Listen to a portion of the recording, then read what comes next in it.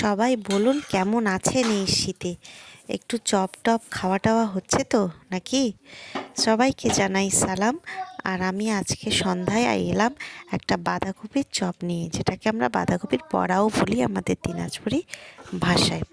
বাঁধাকপিগুলোকে মোটা করে কেটে নিয়েছি, সেদ্ধ করে নিয়েছি লবণ আর তেল দিয়ে সামান্য একটু, ভালো করে জল ঝরিয়ে নিয়ে বেসন পাউডার, কর্নস্টার্চ পাউডার, লবণ, হলুদ, একটু পেঁয়াজ কুচি, লঙ্কা কুচি আর বেকিং সোডা, একটা ডিম দিয়ে ভালো করে মেখে নিয়েছি।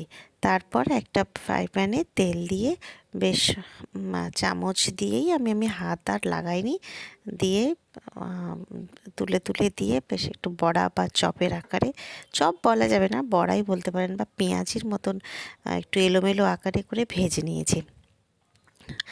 তারপর তো খেতে ভীষণ মজা হয়েছিল। শীতের সন্ধ্যায় এরকম বাঁধাকপির চপ রোজ রোজ খেতে পারলে তো খুবই ভালো হয়। তো আর রোজ তো আর হয় না, কি আর করা যাবে। আপনারা কি রোজ বানাচ্ছেন? আমি মাঝে মাঝে বানাই। কেমন লাগলো একটু জানাবেন, আপনারা কেমন ভাজেন সেটাও জানাবেন। এটাকে অ্যাকচুয়ালি চপ বলা যায় না, চপে একটু ভালো শেপ আসে।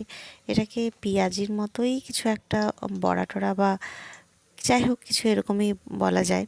আপনারা কি বলেন? আপনাদের ভালো লাগলে অবশ্যই জানাবেন, লাইক করবেন, পাশে থাকবেন, সাবস্ক্রাইব করবেন। ধন্যবাদ।